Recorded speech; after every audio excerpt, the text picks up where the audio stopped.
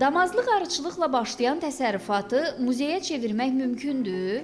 Bunun ən gözəl nümunəsini cənub bölgəsində olanlar bilər. Bura Lənkəranın Şovu kəndinin məşhur arıçılıq muzeyidir. Səyavuş Yağubov isə sadə arıçı deyil. O, bu sahədə texniki bilik və bacarıqlarını təkmilləşdirərək gördüyünüz qeyri-adi muzeyi yaradıb. Arıçılığın tarixi ilə bağlı tarixi güşə, arıçılığın biologiyası ilə bağlı bioloji güşə, arıçılıqda istifadə olunan avadanlıqlarla bağlı arıçılıq avadanlıqları güşəsi və sonda da arı məhsullarının müalicəsi, arı məhsullarının istehsalı, arı məhsulları haqqında məlumatlar olan arı terapiyası güşəmiz var. Bir də canlı arı güşəsi indi gələcəkdə formalaşdıracaq, onu interaktiv əyləncələr olacaq orada, süni intellektlə təsərrüfatımız haqqında məlumatlar orada olacaq. Bura isə o məşhur Sitrus vadisidir. İstisu qəsəbəsi yaxınlığında yaradılan ailə təsərrüfatı da deyə bilərik.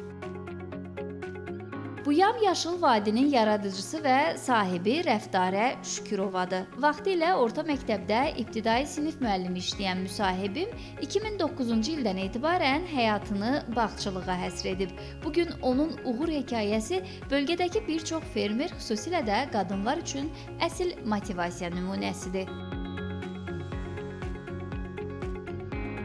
İlk böyük sifarişimizi biz kənddən şəhərə layihəsi çərçivəsində almışıq. Əgər gördünüzsə, bağımızda xiyar yığımı davam eləyir və biz duza qoyulmuş xiyarları hazırlayırıq.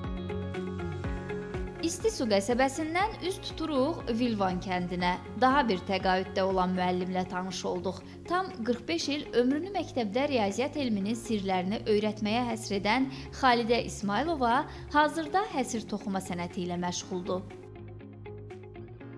Yeniliklər gətmişik. Yəni əvvəl ancaq zəmbil və həsirlər toxunub. İndi biz meyvə qabları, çantalar, kimin xoşuna nə gəlirsə sifariş verir. Biz o sifarişi, əgər bunun simvoluna uyğun eləyə biliriksə, hazırlayırıq. Simvol deyəndə nə deyirik? Biz bunu toxuyanda əvvəl keşi deyilən bir məhsuldan istifadə edirik. Keşini mən sizə göstərim. Bu keşidir. Biz bu keşidən əvvəl bu keşini hazırlayırıq. Yəni bu keşi hazır olandan sonra biz məhsulları bundan tikirik.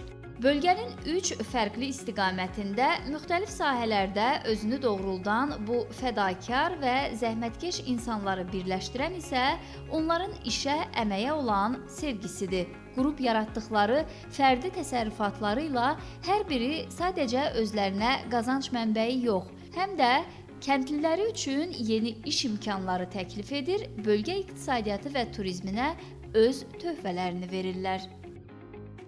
Nuranə Tələt qızı, Çinarə Vaqif, Telesəhər.